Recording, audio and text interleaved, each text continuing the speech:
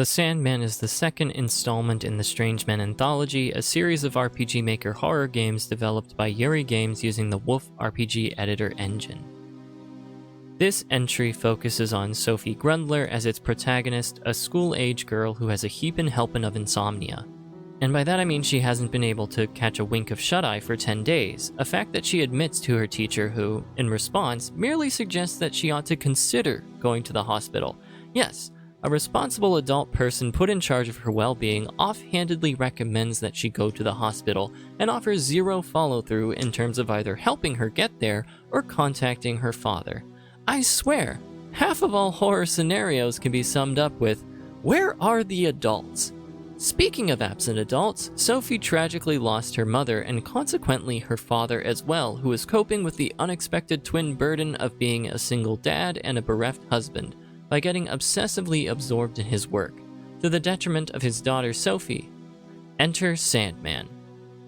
Via supernatural means, Sophie is forced to confront the psychological toll of her insomnia and the root cause thereof. It's similar to what happens to David Hoover in the first entry of this series, but I applaud the team for employing the same mechanism, but with substantial differences. Like with The Crooked Man, The Sandman uses a classic children's bedtime story as the developing lens for the plot of the game. Only the tale has been warped by humans to suit their purposes. Whereas in The Crooked Man, David Hoover is able to confront the loci of his trauma through a repurposing of the Mother Goose nursery rhyme, Sophie Grundler's previously held assumptions about the Sandman are corrected by the fairies themselves. The team accomplishes this in a really expert way by first having the fairies invade Sophie's waking reality in alarming ways and then having Sophie transported to their world. The gameplay involves wandering around Sophie's surprisingly somnolent town in search of any other soul who might not have been impacted by an apparent outbreak of narcolepsy. You have to solve various puzzles and avoid, at times, punishing deaths in order to see Sophie safely through to the end. In the course of her search, she runs into several people who are at the center of the psychological turmoil contributing to her bout of insomnia. Each of these encounters gets more outlandish than the next as Sophie comes across lying ghosts, a small army, and a dragon? Really? Okay, something's not quite right here. And here's where we see the brilliance of the writing shine through.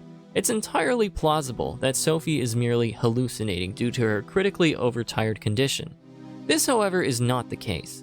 The writers take us into the territory of magical realism instead, with the convergence of the literal world with the world of fairy tales. Can I just emphasize how difficult it is to do this well? Humor me.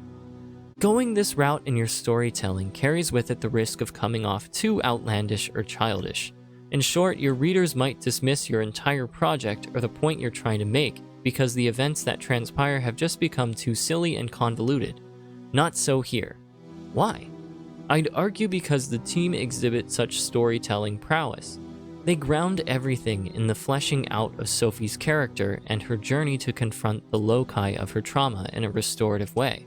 Though the fairies are interesting and provide well-timed humor, insight, and intrigue, they never distract us from the main thrust of this story, figuring out why the hell our girl can't get some sleep.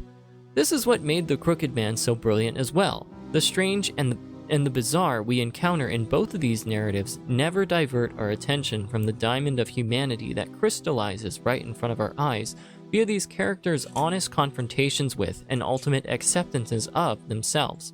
This team displays real literary merit, and more importantly, they give me characters I really fucking care about, which, if you've seen some of my other reviews, isn't as easy as it sounds.